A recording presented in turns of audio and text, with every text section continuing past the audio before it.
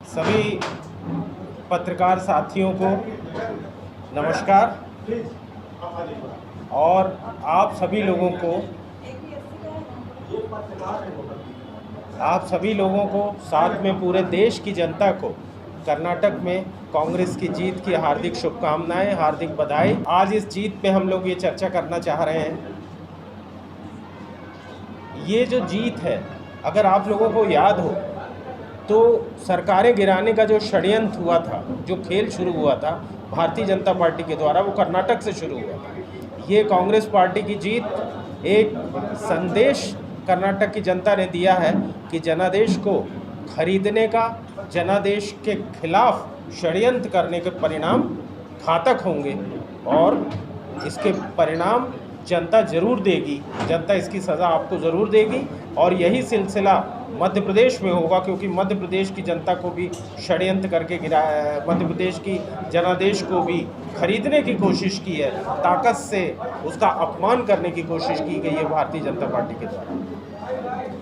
कर्नाटक की जनता ने देश को एक संदेश दिया है कि धार्मिक उन्माद फैलाकर और जनता के मुद्दों की अनदेखी करके, बढ़ती हुई बेरोजगारी, बढ़ती हुई महंगाई की अनदेखी करके, और अगर कोई पार्टी चुनाव लड़ना चाहेगी तो जनता उसको मुंह तोड़ जवाब देगी।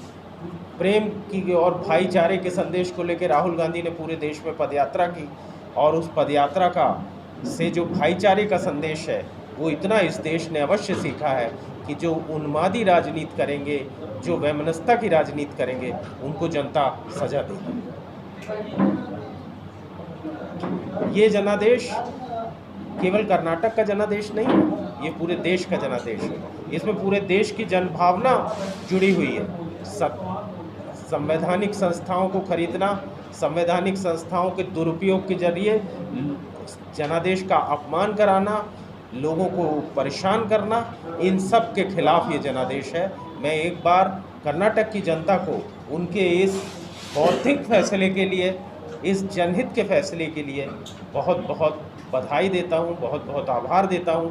और साथियों, मैं ये विश्वास दिलाता हूं कि जिस तरीके से मध्य प्रदेश में कमलनाथ जी की सरकार को गिराया गया, कमलनाथ जी की सरकार को ताकत के जोर पे, धन के जोर पे, षड्यंत्र के जोर पे गिराया गया, ये वही खेल कर्नाटक में भी हुआ था कुछ दिन पहले। यहाँ के विधायकों को कहाँ ले जाया गया था? कर्नाटक ले जाया गया था और आज उसी जनादेश के अपमान का नतीजा भारतीय जनता पार्टी को मिला है, जो कर्नाटक में कांग्रेस ने अच्छी खासी जीत हासिल की है। बजरंगबली के आशीर्वाद से कांग्रेस पार्टी और जनता की जीत हुई।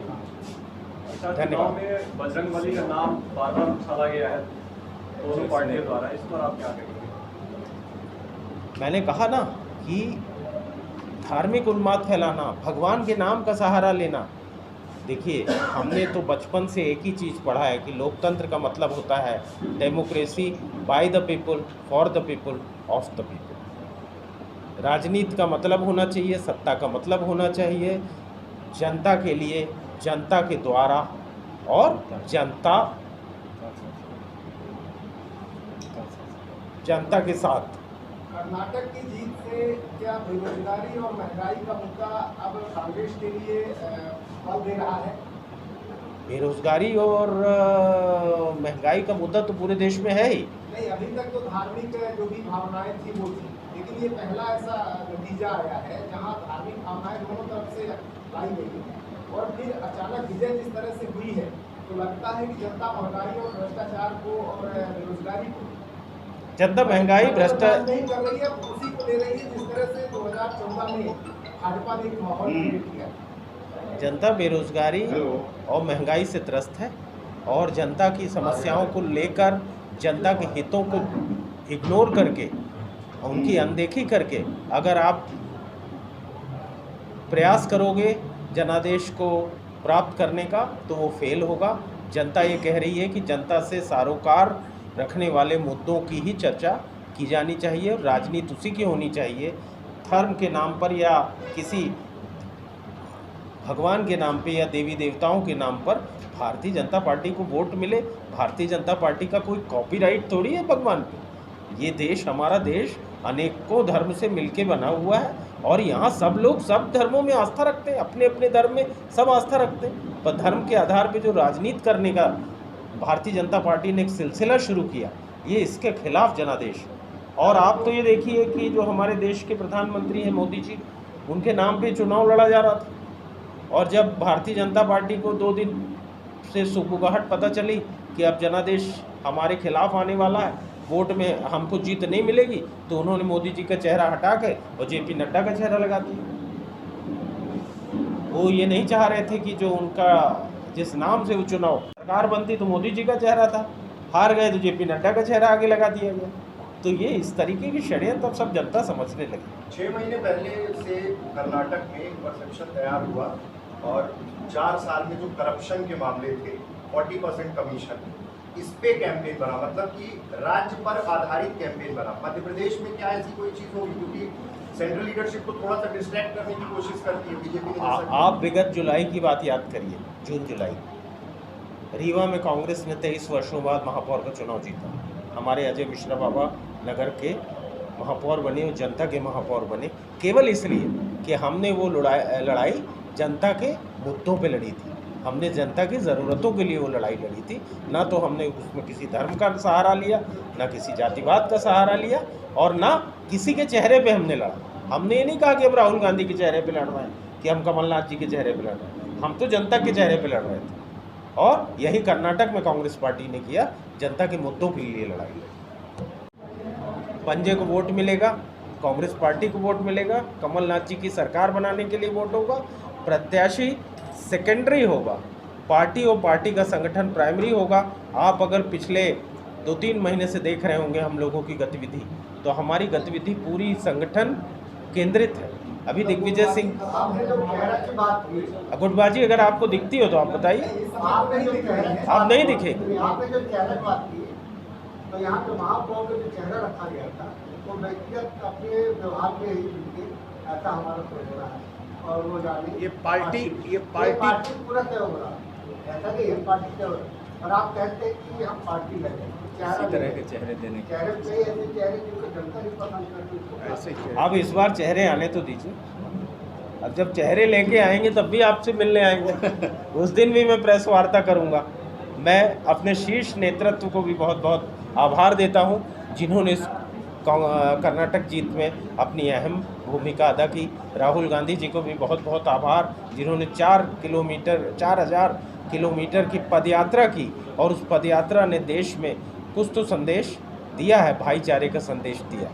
आपने जनादेश की बात की, बीजेपी का कहना है कि कांग्रेस के पास जनादेश नहीं है, वह कवियों को बुलाकर और शायरों को बुलाकर और धार्मिक आयोजनों के माध्यम से जनादेश को इकट्ठा करने का प्रयास कर रही है। इस पर आप क्या कहेंगे? टिप्पणी पर क्या प्रतिक्रिया है? अब इस पर क्या कहा जाए, ये उनकी है, उन्हीं से पूछो। जनादेश का अलग अलग तरीका आप लोग अपना रहे हैं। हम लोग तो देखिए, कांग्रेस का सीधा एक तरीका जीवन भर रहा है, जनता की लड़ाई लड़ना।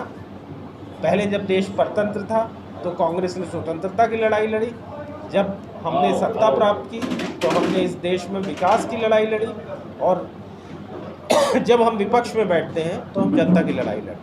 कांग्रेस का ही ये सिद्धांत है, पंडित नेहरू ने ही ये चीज़ कही थी, by the people, for the people, of the people, जिसे डेमोक्रेसी। प्रदेश के जैसे करप्शन का यहाँ भी मसला है, फिर दूसरा बेरोजगारी सबसे बड़ा मसला है, तो पूरा फोकस इन्हीं मुद्दों पे रहेगा या फिर केंद्र का, जैसा कि बीजेपी करती है कि केंद्र की स्कीम्स की बात शुरू कर देती है, स्टेट से डाइवर्ट करने की कोशिश करती है। शायद कर्नाटक में आप लोग नहीं डाइवर्ट हुए, इसलिए विक्ट्री मिली। देखिए, मध्य प्रदेश का अगला चुनाव हम लोग भारतीय जनता पार्टी का जो शिवराज सिंह जी की सरकार के जो कारनामे हैं, जो भ्रष्टाचार है, उसके खिलाफ, मध्य प्रदेश की जनता की जो समस्याएं हैं उसके खिलाफ, और देश की जनता की जो बढ़ती हुई महंगाई और बेरोज़गारी जैसी समस्याएं हैं, इसके खिलाफ हम लोग चुनाव लड़ेंगे। हम लोग इन मुद्दों को लेकर जनता के बीच में जाएंगे, जो मध्य प्रदेश से सरोकार रखते हैं, जो राष्ट्र के हित से सरोकार रखते हैं, जो स्थानीय हितों से सरोकार रखते हैं। यही हमारा उद्देश्य होगा। कमलनाथ जी का मध्य प्रदेश को लेकर क्या विज़न है, उनका क्या डेवलपमेंट प्लान है, क्या उनका मध्य प्रदेश की जनता के लिए योजनाएं, उन योजनाओं को लेकर हम लोग जनता के बीच में जाएंगे। और एक चीज़ एक बात अवश्य और हम करेंगे, वो ये करेंगे कि जिस तरीके से कर्नाटक की जनता ने जनादेश का अपमान करने की सज़ा दी है भारतीय जनता पार्टी को, उसी तरीके से मध्य प्रदेश की सरकार को जिस तरीके से धन के जोर पर गिराया गया, षड्यंत्र करके गिराया गया, उसके खिलाफ मध्य प्रदेश की जनता भी जनादेश था।